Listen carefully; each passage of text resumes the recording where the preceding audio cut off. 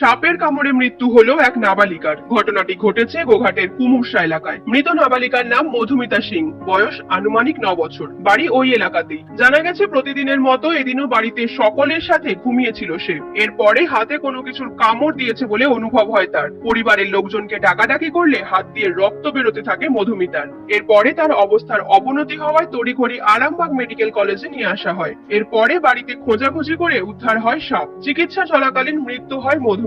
এই ঘটনায় শোকের ছায়া নেমে এসেছে এলাকায়। ঘটনার খবর পেয়ে নাবালিকার বাড়িতে পৌঁছায় কুমুরসা গ্রাম পঞ্চায়েতের প্রধান। ওই নাবালিকার পরিবারের পাশে থাকার আশ্বাস দেন, সকলকে সাবধানে থাকতে সতর্ক করেন।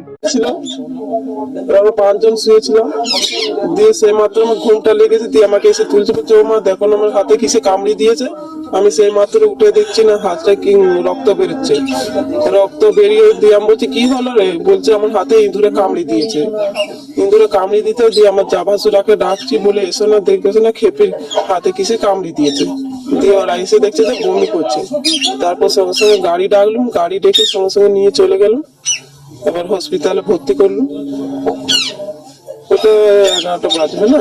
দেখুন, আমি ফার্স্ট সকালে এখানে এলাম, কিন্তু ঘটনাটা ঘটেছে কাল রাত 10:30টার সময়।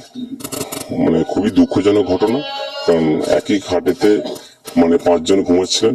মাঝেও যে বাচ্চাটা মারা গেছে মধুমিতা সিং, বাবা বসন্ত সিং, তাকে কামড়েছে। দেখুন এখন যা পরিস্থিতি বর্তমানে, এই বছর টোটাল যে সাপে কামড়াটা ভাগ কিন্তু অনেকটা বেশি। আমরাও কিন্তু গোঘাটেই বেশি দেখা যাচ্ছে, সব জায়গাতেই কামড়াচ্ছে, কিন্তু গোঘাটে কিন্তু সর্বত্র বেশি।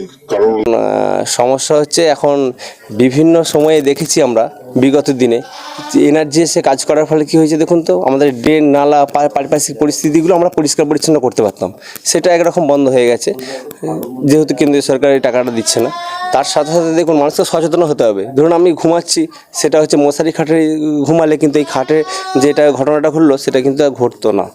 এইটা এবারে এটা আমরা মানুষকে সচেতন, আমি গ্রাম পঞ্চায়েতের প্রধান, আমি অবশ্যই এটা আমার গ্রাম পঞ্চায়েত এলাকায় মানুষকে সচেতন করার চেষ্টা করছিও, এবং আরও এটা যাতে করা যায় ঊর্ধ্বতন প্রশাসনের সঙ্গে এটা নিয়ে কথা বলবো, যাতে এর প্রাদুর্ভাব একটু কমানো যায়। কারণ এবছরই সত্যি বেশি আমি দেখছি, দিন দিন এই খবরেও দেখছি, আমরা লোকালও ঘটনাটা ঘটছে।